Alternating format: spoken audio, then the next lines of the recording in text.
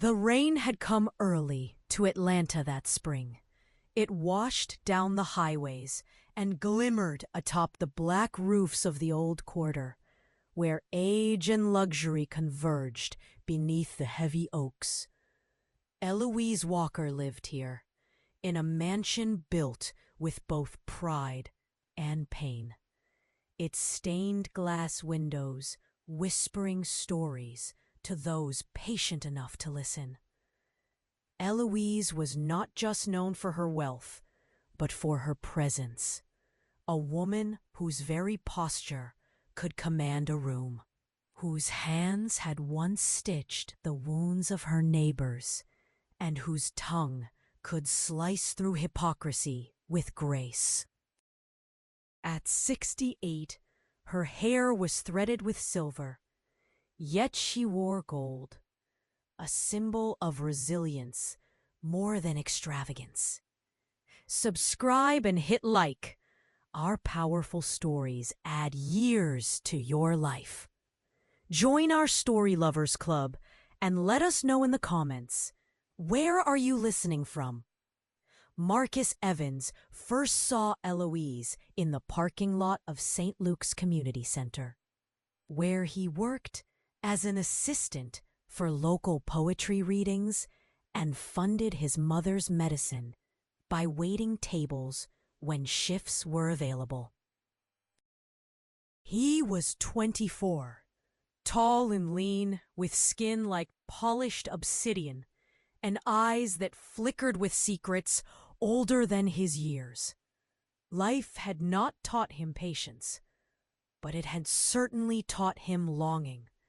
He carried it everywhere, tucked behind his back like a backpack filled with stones only he could feel.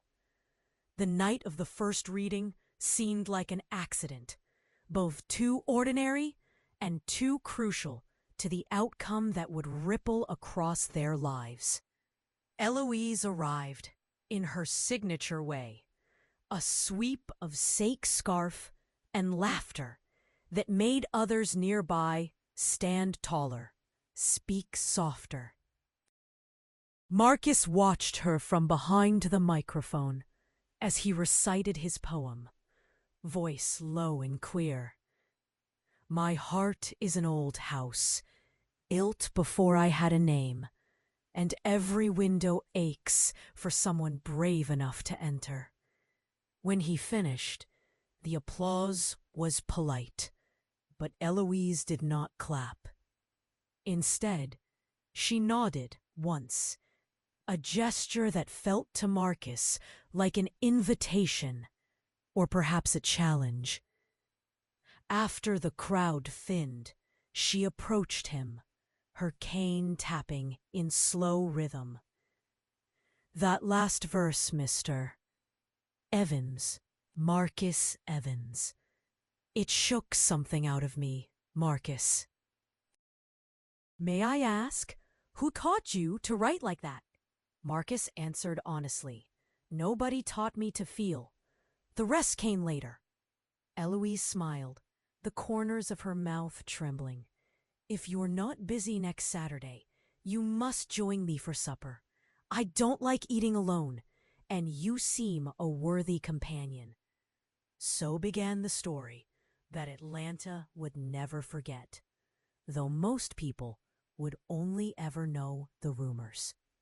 Marcus accepted the invitation, heart pounding in his chest every time he replayed the syllables of her name. As Saturday neared, he tried on every shirt he owned, practiced his smile in the reflection of the rain-soaked window, and rehearsed answers to questions he guessed she might ask. Eloise greeted him that evening wearing a velvet dress the color of ripe plums, earrings shaped like tiny suns. The house smelled of rosemary and history. Marcus ate with care, afraid the silverware would betray him, afraid of needing her approval more than he'd admit. At first, their conversation orbited safe territory. Books, the neighborhood, the lost glory of downtown Atlanta. But then Eloise leaned forward, her voice soft. "What do you want in life, Marcus?" He hesitated, then allowed himself honesty. "I want to be seen for who I am. I want love, the kind I hear about, the kind that feels impossible. I want something like what I feel when I look at you." For a moment, Eloise's fork hovered in midair. She might have chided him, or laughed, or simply ignored the brashness of a young man's confession. Instead, she put her fork down and folded her hands, her gaze deepening. "You risk quite a lot speaking that way to me." Marcus swallowed. "Some things are worth the risk." Eloise excused herself to the terrace, leaving Marcus alone with trembling hands and the scent of rosemary. Outside, she gazed through the bars of her estate's old iron gate and pondered what she had just felt. A rush of something dangerous, like wind before a storm. Weeks passed. Marcus, emboldened by her response, visited Eloise more often.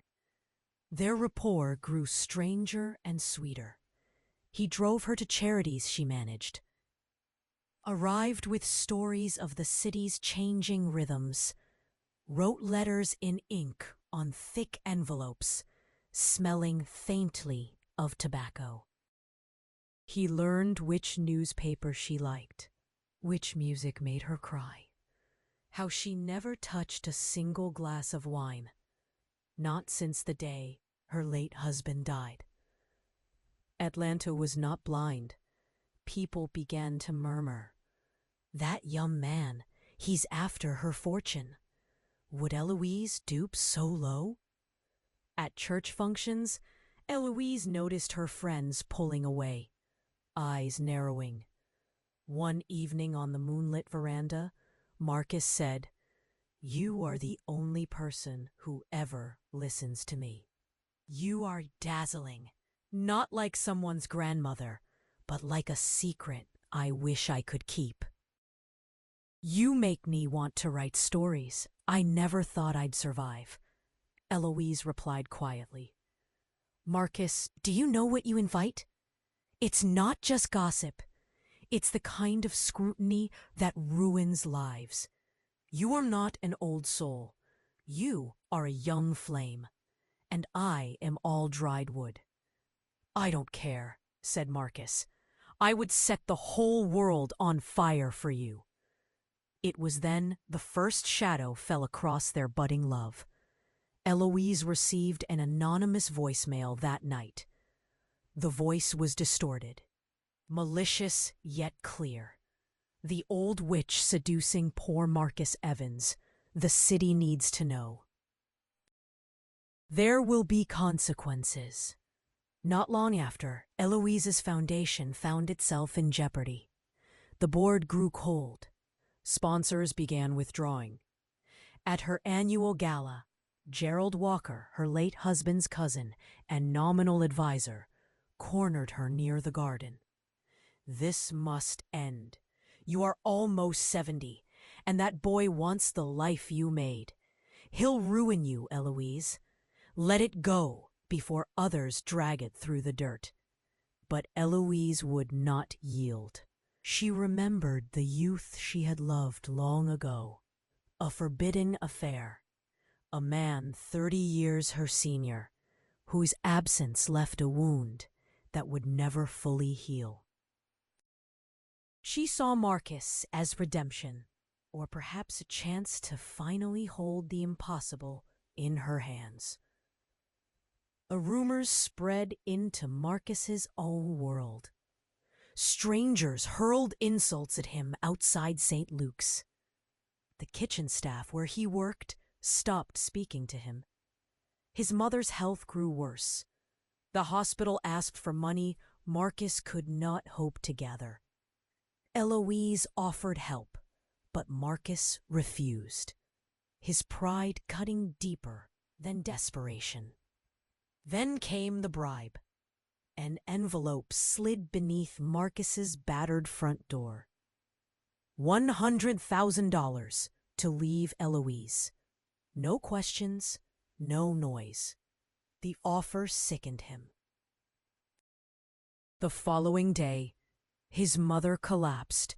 The hospital's bill was 3 times the bribe. Marcus faced an impossible choice: betray love or let his mother suffer. He stayed true. Instead of accepting the money, Marcus poured every waking moment into securing odd jobs, borrowing, pleading with charity foundations, all while Eloise waited, heart twisted with guilt, for being the cause of his trouble. A journalist began to hunt for scandal, trailing Marcus through his neighborhood. Paparazzi photos appeared online. Eloise laughing as Marcus carried her groceries. Marcus, head bowed, opening her car door. The world spat back its verdict.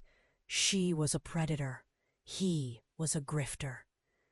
Eloise's health began to break under the weight of pressure.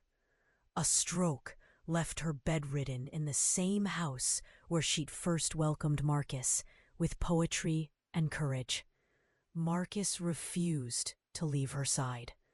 He read her verses at night, brushed her hair in the mornings. The city moved on. The headlines faded. Their names would never be spoken as heroes. All they had left was each other. On her final night, Eloise's breath rattled in the dark. Marcus held her hand and whispered, "If you go, take my heart, all the pages you have turned in me, a golden divide between what is and what cannot be." With the little strength she had, Eloise squeezed his hand. "You are my second youth, Marcus. Remember, love is sometimes the most impossible, but it is always the most true." When Eloise was gone, Marcus stood alone in her garden, sunlight filtering through the old oaks. Clutching a stack of letters she had left him her art, her library, the house filled with her memories. But most of all, Eloise had left him changed. Years later, Marcus published The Golden Divide. Lines filled with longing, defeat, and hope. Critics searched for Eloise's name, but the truth, hidden in every verse, was known only to Marcus, and to the house, and to the rain, and to those who knew that real love can endure any storm, even if the world will never forgive it. The first days after Eloise passed were a blur for Marcus. A silence so wide, it seemed to swallow every sound in Atlanta. The mansion felt suddenly vast and hollow, its corners haunted by her laughter, its walls bearing the invisible pressure of everything she left unsaid. Marcus walked every room at dawn, tracing the patterns in the carpets and touching the books Eloise had once marked with notes in her looping hand. He found solace in her library, the beating heart of the house. There, behind the classical busts and photographs of vanished kin, a cedar box waited on the lowest shelf. Marcus recognized it from his childhood, a legend among the neighborhood's old folk, who whispered that Eloise kept her greatest secrets there. Now, with trembling fingers, he opened the lid. Inside lay dozens of letters addressed to him, some dated months before they met, others written on the final nights she spent confined to her bed. each letter was the voice of a woman, both fearless and uncertain. Many told stories Marcus had never heard, fragments of a younger Eloise. Lessons bloom. As reckless and wild as he could imagine, falling in love with the world before falling in love with him. One letter, written with a shaky hand, began simply, "Marcus, you reminded me how to love the impossible." He pressed the words to his chest. Grief soon became a second skin. The city, ever fickle, shifted its attention. The scandal dispersed with Eloise's passing, replaced by a morbid interest in the terms of her will. Gerald and the remaining board members circled, hungry to discredit Marcus and claim Eloise's estate. At the reading of the will, Marcus sat alone in the grand parlor, the chandeliers burning too brightly for the occasion. He listened as the lawyer listed the bequests, furniture and capital to distant cousins, but the mansion, the art, the foundation's assets, and the entirety of Eloise's private letters were to go to Marcus. An uproar followed. Gerald stood, face flushed. She was manipulated. A boy who lived off her goodness. He doesn't deserve this. But the lawyer, calm and unyielding, read Eloise's personal addendum. "If you contest this, understand that Marcus is my chosen heir. He saved me from a second death, the kind the world gives you when it forgets your heart." Marcus could barely breathe.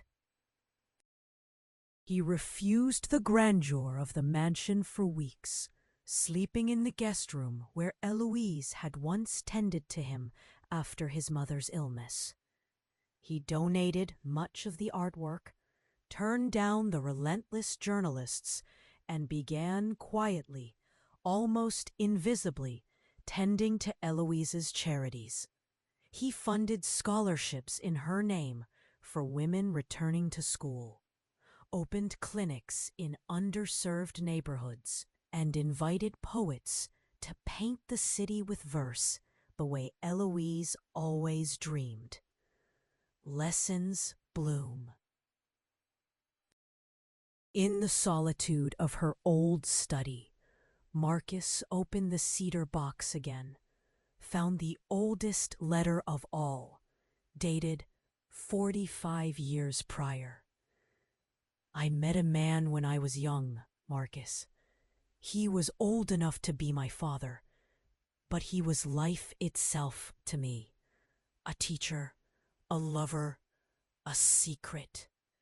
Our affair burned through spring and faded by winter. The loss was more than heartbreak. It was a warning. I put away the parts of myself that survived him, and I wore gold so others would see only my resilience. But I was always waiting for someone to cross the divide." Marcus carried the story with him as he went about his new life, not as an inheritor, but as a guardian of memory and possibility. He faced the city with quiet confidence, the kind that Eloise had had, patient in the face of cruelty, generous even with her wounds. One night, returning home from a poetry reading at St. Luke's, Marcus found a letter pinned to the old gate. Unlike Eloise's handwritten ones, this was typed. "Unsigned, she forgave you everything. Can you forgive yourself?" The question followed Marcus into restless sleep. He dreamed of Eloise's terrace, her hand on his shoulder, her voice reciting verses he wished he had written. In dream and waking, Marcus began to understand. His inheritance was not wealth, but the challenge of holding love against the tide of time. The golden divide Eloise had spoken of. Marcus tried dating other women, attending fundraisers and parties with Atlanta's elite. But no one fit the strange shape Eloise had carved in him. Her memory wasn't gentle. It was demanding. In his poems, he invoked her spirit, called down her laughter, remembered how she gripped his wrist when the world grew mean. Each stanza paid tribute, but also searched for release. Months later, as autumn colored the oaks with fire, Marcus received an invitation from an old friend of Eloise's, a woman named Barbara, who ran an art gallery downtown. Barbara spoke gently, tucking gray curls behind her ear. "Eloise trusted no one but you," she said. "She loved many, lost more." "You must tell the true story, Marcus, before Atlanta forgets her." Barbara arranged a memorial, 1 year from Eloise's passing. Marcus spent weeks preparing, writing and rewriting the speech, gathering poems, collecting photographs others barely remembered. At the memorial, sour faces mixed with warmth. Gerald kept his distance, but most came out of respect for Eloise and curiosity about Marcus. Marcus stood before the crowd, trembling, but he pushed through. "She taught me everything I know about love and risk. She dared to love when love was a scandal, not a comfort. I stand in her place, not as her son, nor as her lover, but as the keeper of her fire." He read aloud the poem Eloise had loved most. "If you go, take my heart, all the pages you have turned in me, the golden divide between what is and what cannot be." Silence followed, but it was a gentle silence, the kind that fell when the truth settled into the bones of a room. After the memorial, Marcus walked as Eloise had walked, down Peachtree Street, feeling her presence beside him, a woman undiminished by gossip or grief, radiant in legacy. Back at the mansion, Marcus began planning changes. He broke open the gates Eloise had once locked against the world, opening the grounds for public readings, workshops, and picnics. He invited the city's youth, the elders who remembered Eloise's first laughter, the lonely and the lost. Where scandal had painted darkness, Marcus let in light. And slowly, over the years, as the city shifted and mourned, Marcus found peace, not in forgetting, but in keeping Eloise's spirit alive at the heart of Atlanta's story. In the weeks after the memorial, Marcus found himself increasingly drawn to the box of letters. Each time he opened it, he would read one at random, let the words swirl through him, and then close his eyes, trying to imagine Eloise as she had been before the world built its walls around her heart. One gray afternoon, as rain drummed the windows, Marcus retrieved a particularly thick envelope marked not with his name, but with a simple gold initial, E. Inside he found not a letter, but a diary, pages yellowed and fragile, the handwriting finer than anything he'd seen from Eloise in recent years. He began to read, and her world unfolded before him. June 12th, 1968. I went to the museum again today. Mama says I walk like I own the place, though I do nothing but stare at the paintings and dream of how the light once touched other people's faces. Today, he saw me, the man in a linen suit. He smiled, and all I could think about was sunlight on an empty canvas. Marcus turned each page carefully, feeling the echo of forbidden excitement, the giddy, reckless certainty of first love. As the days became weeks in the diary, Eloise's entries grew bolder. July 2nd, 1968. He recites verse I've never heard before. Lines, he says, belong to ancient poets, men who died for love, or perhaps lived only in those small, stolen moments. He is so much older than me. His hair is turning gray. He smells of pipe smoke and expensive soap. Every rule, every warning feels like dust compared to the way he looks at me. I think he might truly see me.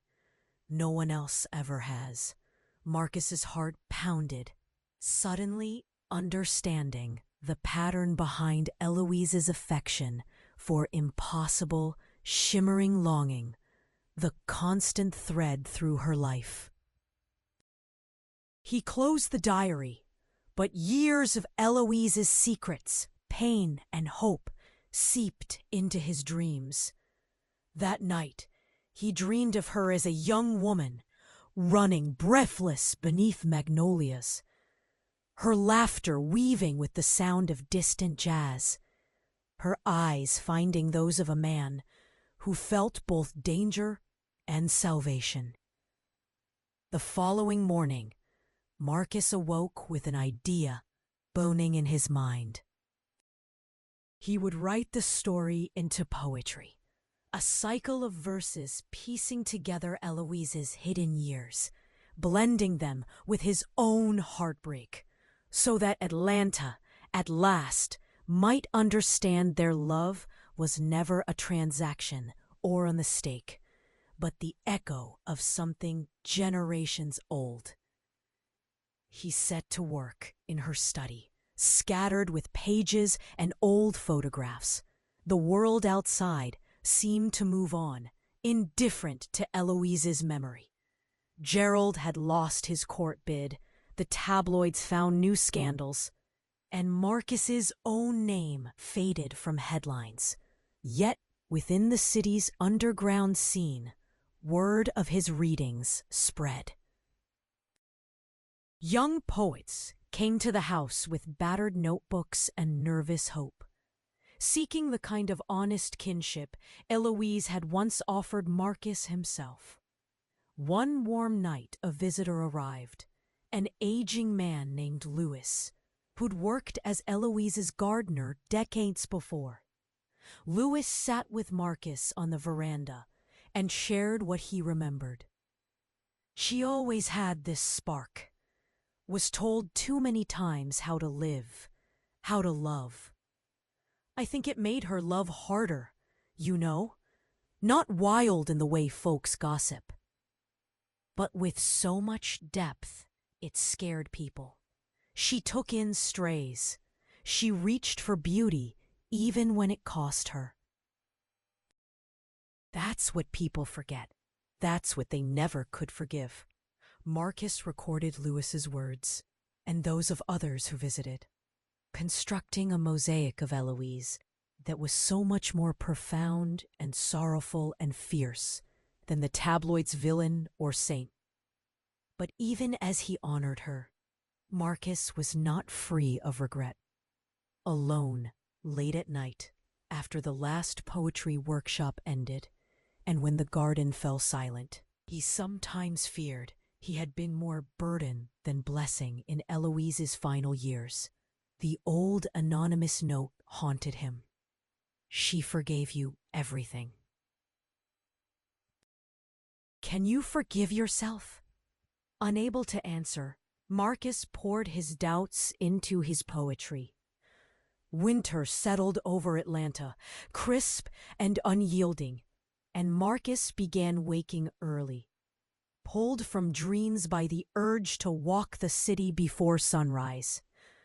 On one such morning, frost painting the streets, he encountered a familiar face outside the gates. Barbara, Eloise's gallery friend.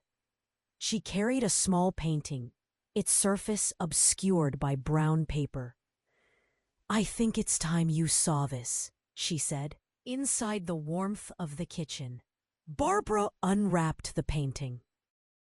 It was a portrait, unmistakably Eloise, painted as a young woman. In the background stood a man, his features gentle, hair already silvering, his eyes fewer in detail but rich in longing. "She never told me his name," Barbara whispered. "But every year she insisted this painting be restored, kept perfect.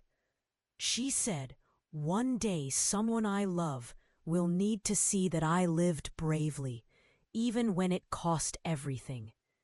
She was talking about you, Marcus." For a long time, Marcus gazed at the portrait. Suddenly, so much made sense. Eloise's fascination with poetry, older men, the gold she wore as both armor and memory, her refusal to dismiss even the most reckless forms of love. He hung the painting in the library, beneath Eloise's favorite stained glass window, so sunlight struck her cheek, illuminating not youth or regret, but simple, defiant hope. That evening, as the city drummed with distant music and new rain, Marcus hosted another poetry night, the biggest yet. Children, elders, young artists, and former skeptics clustered beneath the oaks, their words circling up to the stars. When it was his turn, Marcus recited the poem he'd written that very morning, inspired by Eloise's diary and the portrait. "We are not the age they say we are. We are the moment between two heartbeats. You taught me hope is the most forbidden thing. Still, I carry it like gold, in the dusk and in your memory." The crowd sat in rapt silence and then rose to applaud. Not Marcus, not just Eloise, but the promise that love, even across the deepest divides, could change both hearts and history. As the garden emptied that night and the last lanterns were extinguished, Marcus stood just a moment longer, gazing into the dark, his soul at peace.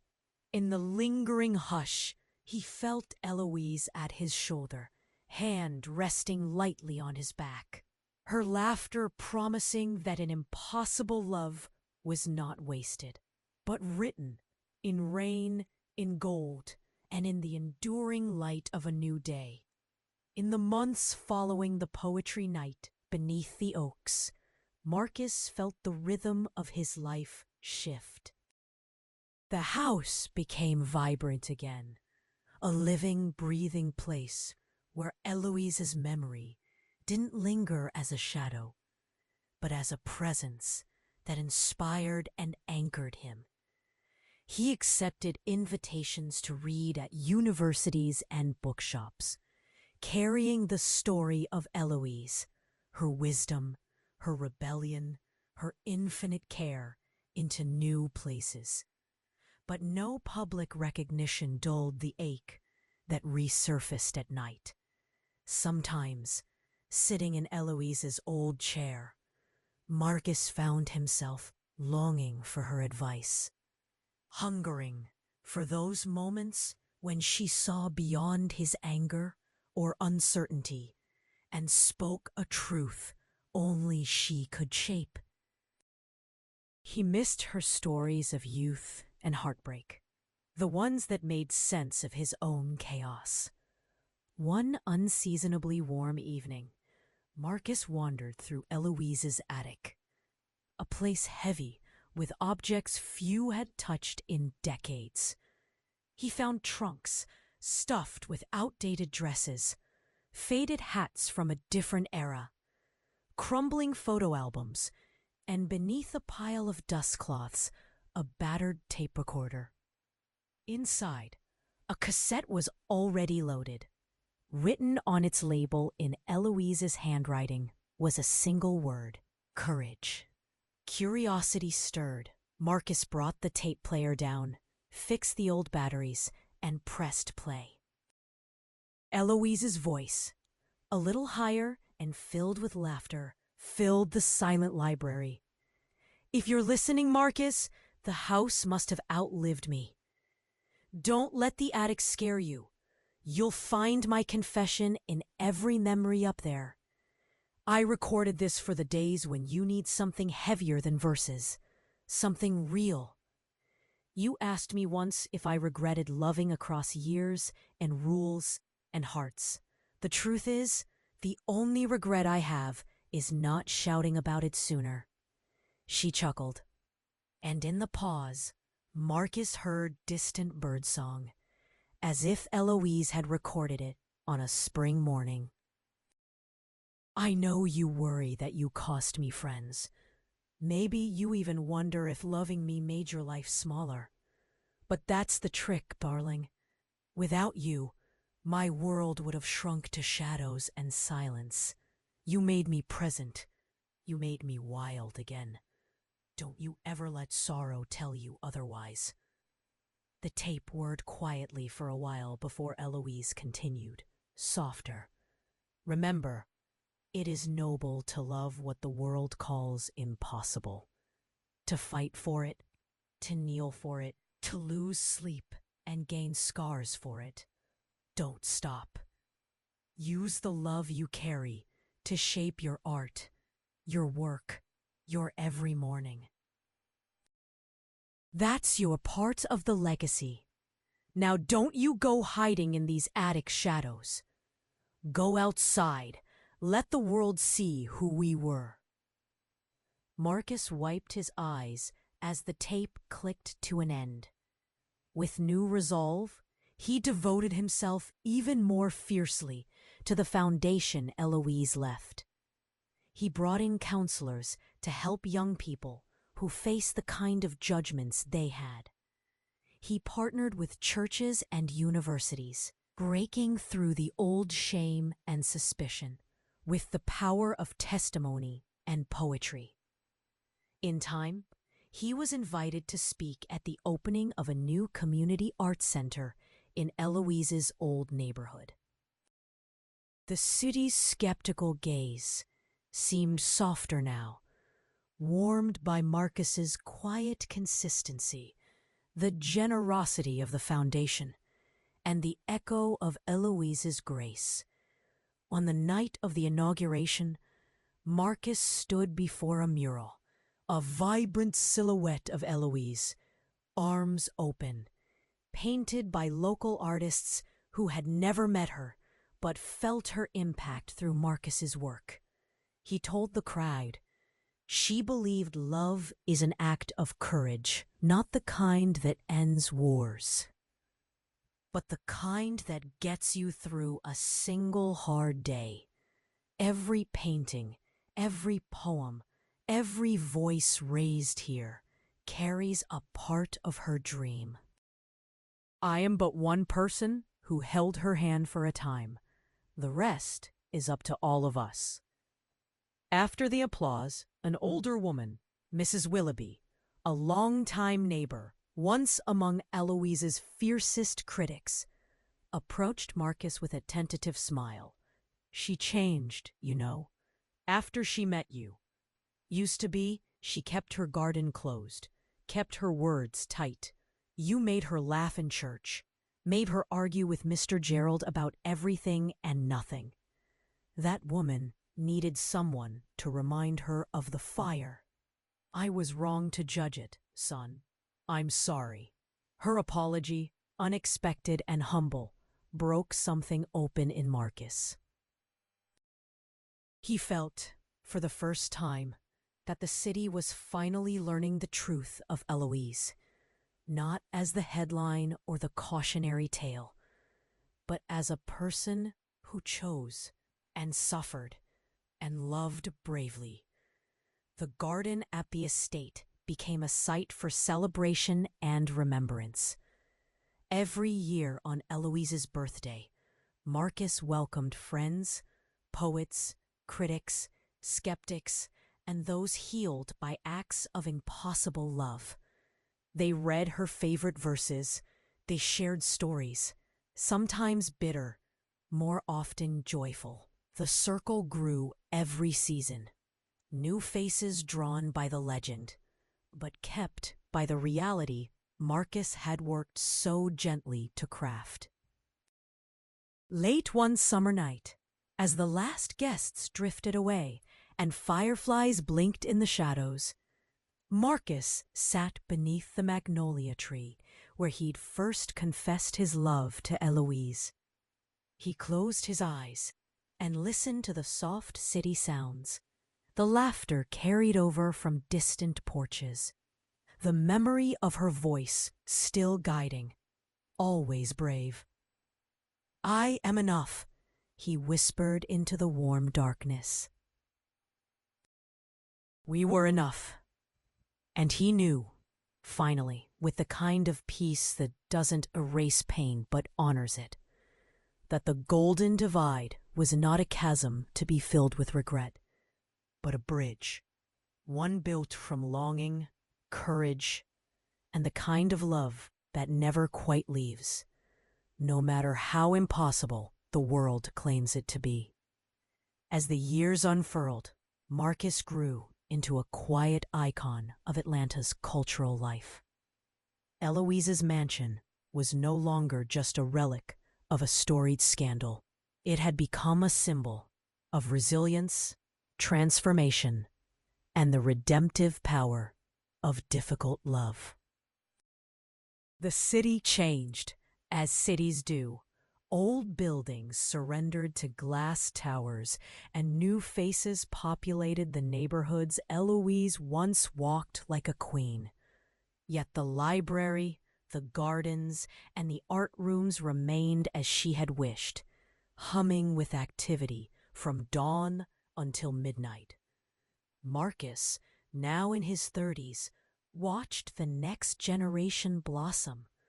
Sometimes he felt invisible, a ghost among the lives he nurtured. But more often, he found peace in the anonymity of service. Lessons bloom in the rhythm of giving without expectation. It was on one unusually windy autumn afternoon, while organizing a youth workshop in poetry and public speaking, that Marcus met Aria, a young teacher with a staccato laugh, hair always in a riot, and eyes that seemed as quick to spot beauty as sorrow. Aria grew up on the stories of Marcus and Eloise, or at least the versions that filtered through schools and family gossip. She carried her curiosity openly. At first, their meetings were practical. Aria proposed projects. Marcus weighed in with his habitual calm. She marveled at the mansion's echo and asked fearlessly about Eloise, braving the reverence that usually kept people's questions polite and distant. One December night, after a particularly raucous slam poetry final, they lingered together amid the battered folding chairs, sipping too sweet cider, trading stories. Aria finally pressed the question that had been building between them. "Don't you get tired of loving a ghost, Marcus? Atlanta can't see you as anything but her inheritor. Don't you want to be loved for yourself?" He hesitated. Part of him recoiled. as if love beyond Eloise was betrayal. But Aria's eyes were steady, her voice softer than usual. Her question echoed some deep internal longing Marcus had never voiced, not even to Eloise in her final days. "I don't know if I remember how," he admitted quietly. Aria reached over, warm palm on his hand. "You honor her best by living, not just surviving, living." That night Marcus didn't sleep. He walked the halls of the mansion, touching walls, smiling at memories, a new joy blooming where pain had lived so long. Years of grieving gave way slowly to the possibility that caring for others, forging new ties, would not diminish his devotion to Eloise, but deepen it, giving it roots in the world she saved him for. With Aria, love was less ablaze and more a gentle, persistent light. She did not try to fill the places Eloise had left. She brought color and laughter into new corners, shared old books, and challenged Marcus to write poems not out of absence, but out of hope. The city, too, seemed to heal around them. Older neighbors who once had crossed the street now met them in the garden for quiet tea. Gerald, softened by age and finally ready to let old battles rest, appeared on the doorstep one day with a box of Eloise's childhood belongings. Without bitterness, he said simply, "Perhaps you'll know what she wanted kept." Together, Marcus and Aria organized an annual Courage Festival, not just to remember Eloise, but to celebrate every kind of love that had ever dared to break Atlanta's rigid rules. Friendship, romance, art, healing. The poems on the lawn grew wilder and kinder. Children raced through Magnolia shade. Visitors left with rhymes and hope trailing after them, a promise that the city would always be bigger than its fears. On the 10th anniversary of Eloise's death, after the crowd's laughter faded and the lanterns flickered low, Marcus sat in the library, the old portrait of young Eloise glowing in the firelight. He was not alone. Aria leaned against the doorframe, watching him carefully. He traced the glass of the portrait, his reflection overlapping with Eloise's painted face. The ache in his chest had sharpened into something else, not sorrow, but gratitude. Gratitude. He spoke aloud, voice low but steady. "I loved you, and you taught me all I needed to stand here now. I'll love again, not to replace you, but because that's how I keep carrying you forward." Aria crossed the room and squeezed his hand. For the first time in a decade, Marcus wept not for what was lost, but for everything he had been given. Outside, somewhere beyond the garden, rain fell lightly. Atlanta glimmered. In the mansion, in the hearts that pulsed beneath its roof, the story of Eloise lived on, not only in memory, but in the beauty and courage of every love that dared to begin again. The seasons cycled through Atlanta, each year writing new lines into the story of the mansion, the gardens, and the hearts that gathered there. Marcus and Aria's love, gentle and wise, soon became a fixture as familiar as the old camellias Eloise once pruned, or the laughter that drifted through open windows each summer evening. As the Courage Festival grew and children's voices threaded through the poetry nights, Marcus noticed how the young poets and painters didn't know the darkness that had once defined the estate. To them, Eloise was a legend of resilience, a woman who loved fiercely and left the world braver. The gossip and shame, once so sharp and raw, had faded into myth, sanded down by time and community grace. It was on one particularly warm spring morning that Marcus noticed a girl, no more than 7, tracing her fingers across the inscription on the garden's sundial. Dehila was her name, one of the neighborhood children Aria had taken under her wing. She asked Marcus, with the seriousness only children possess, was Eloise real or just a story someone tells when they want to make people feel strong? Marcus knelt beside her, sunlight warming his shoulders. "She was as real as you or me," he said softly. "But when someone loves with their whole heart, so much that it changes people, their story does grow larger and brighter, like a lantern. That's how we remember her." Dalina nodded, and with the confidence of the very young, declared, "When I grow up, I'm going to be as brave as Eloise." "Will you teach me the poems?" So every Wednesday, Marcus and Aria held a bravery circle in the garden, teaching poetry, music, and stories to the neighborhood's children. The circle became a sanctuary, one not only for the young, but for those adults who still carried old hurts, the ones who needed to believe that lives could be remade, that sorrow and shame could yield to beauty, kindness, and truth. As years rolled forward, the mansion began to show its age.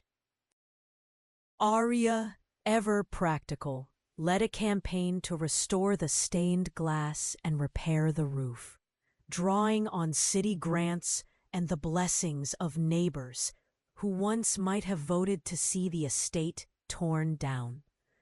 Elderly Mrs. Willoughby, now the honorary matron of the festival, led tours, telling school children, Atlanta blooms a little brighter now, because Eloise and Marcus planted courage here. At home, Marcus's poetic voice changed too. His later poems were less haunted, gentler. He wrote of the way sunlight threads through old lace curtains, the sound of laughter carried on summer wind, the courage of children learning their first song. He wrote for himself, and sometimes for the child Aria soon brought into the world, a daughter, sweet-tempered and clever, with Aria's bold gaze and Marcus's dimpled smile. On the day she was born, Marcus sat in the library, the baby swaddled in Eloise's old quilt. He looked at the portrait, then at his daughter, and whispered, "Your world is different because someone dared to love without apology. We will never teach you shame for who you are or who you love." Years from now, the city would remember not just Eloise's scandal or Marcus's sorrow, but the garden, the festivals, the circle of young poets beneath magnolia blooms, the living proof that even the deepest wounds can become roots for astonishing beauty. And so, long after Marcus's hair silvered and Georgia thunderstorms rattled the mansion's eaves, the circle continued. In that garden haven, the city's children learned what it meant to be brave, to forgive, to love, and to outgrow shame. They learned that the Golden Divide wasn't a punishment, but a path. One first walked by a fearless woman named Eloise, and carried on by those who cherished the gifts she left behind. With every poem recited and every hand held, Eloise's legacy lived anew, not in whispers or rumor, but in sunlight, laughter, and the courage to begin again. Spring in Atlanta brought a wild green to the city. The kind Eloise used to say reminded her of possibility. Marcus and Aria, now partners in every sense, had settled into a rhythm. Workshops, late-night conversations on the veranda, sunrise breakfasts in the bricked garden where Eloise's favorite roses kept blooming despite all odds. The Courage Festival had blossomed from a single afternoon to a full week. Every year, new faces brought new stories, and the crowd grew more diverse. Immigrants, artists, activists, elders, and children, all sharing space on Eloise's lawn. The house no longer felt haunted, but alive, as if Eloise herself might round the corner at any moment with a mischievous quip and an armful of books. One quiet evening, after the bustle of the festival, Marcus found a small group of teenagers gathered on the library steps, their voices hushed in awe. They'd been reading from Eloise's diaries, the sanitized selections he sometimes shared at workshops, and arguing sweetly about the meaning of courage. A girl with close-cropped hair spoke up as Marcus joined them. "Mr. Marcus, were you ever afraid that loving someone would ruin your life?" Her friends leaned forward. The question was blunt, but so familiar. He could have sworn it echoed right out of the house's walls. He sat beside them in the warm dusk, considering. "I was terrified," he told them. But Eloise used to say the terrible thing wasn't loving, it was pretending you didn't. Some people run from that fear their whole lives and call it safety. Lessons bloom. Courage looks like foolishness to people who have never tried. The girl nodded slowly. "Do you think she'd want us to be that brave?" He smiled then, a genuine, shining thing. "She left this home for you, for every kind of impossible love. Your story hasn't been written yet. Write it in light." Later that night, alone with Aria in the study, Marcus confessed how deeply the moment resonated. "They remind me of us, of how uncertain and reckless it all seemed at first." Aria squeezed his shoulder. "They'll carry the torch, Marcus, and someday you'll let them carry you, too." Gaze grew warmer, and the mansion's rooms seemed. Aria encouraged Marcus to finally finish his collected poems, those written both before and after Eloise, the joyful and the grief-stricken, the odes and confessions. She edited, laughed, sometimes cried at the table as the manuscript grew thicker. When Marcus's book, Gold Between Us, was finally published, he didn't expect much beyond the circle of local admirers. But reviews came, glowing and surprised, describing a work that grappled with scandal, memory, and the stubbornness of love. Marcus was invited to read on stages he had once visited only as an acolyte of Eloise's legend. He always told the truth, This story wasn't just lived, it was inherited, and if you are brave, one day it might belong to you too. On a luminous spring evening, after a reading downtown, Marcus and Arya returned home to children playing in the garden, children whose laughter sounded like new verses beginning.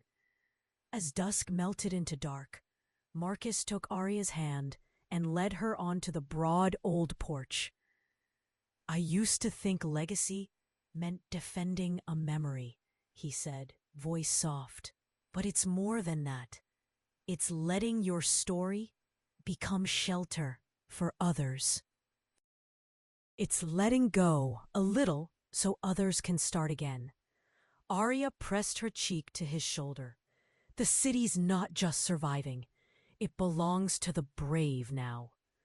As fireflies blinked across the lawn, Marcus whispered a word of gratitude, not only for Eloise and the pain he'd survived, but for every heart that dared to join him in the great unfolding story. And somewhere, in the hush between memory and invention, Atlanta itself seemed to sigh, as if blessing the house that once was scandal, then sanctuary, and now stood utterly transformed by all the wild, impossible love it held. The mansion outlasted Marcus. By the time the city paved new roads and skyscrapers threw their shadows across the old gardens, his hair had grown entirely silver, and the laughter of children who ran through the Courage Festival was the heartbeat of his days. Arya aged beside him, ever vibrant, her presence as sustaining as the memory of Eloise had once been. On Marcus's last morning, the house was quiet, except for birdsong. He sat in his favorite chair by the window, Eloise's old seat, recovered and softened by use, watching rays of light paint gold patterns on the library floor. His daughter, grown now, and Arya shared coffee, both sensing the weight of the day. Marcus spent his last hours reading fragments of poems, feeling the gently persistent ache of a story lived fully. When the final dusk came, Marcus asked to be taken to the garden. Beneath the magnolia tree, among roses Eloise once tended, he whispered gratitude to the morning breeze. He closed his eyes, letting memory fill the space. The first rebellious poems, the scandal that nearly broke him and Eloise, the years of healing, the children's laughter, the gentle, steady love of Arya. They buried Marcus beneath the magnolia, beside Eloise's memorial stone. A simple act, a final joining. His daughter organized a festival in his name the next year. The city came, old friends, young poets, neighbors, critics, even former adversaries. They read from gold between us, shared stories and laughter, and planted new roses in the garden, vowing, as Marcus had, to teach courage in every season. Years passed. The mansion became the House of Courage, its history taught as testament that love, especially the forbidden, the difficult, the relentlessly generous, could survive anything time or scandal could muster. Arya grew old, beloved by the community, guiding new leaders, watching her daughter take up the torch with pride.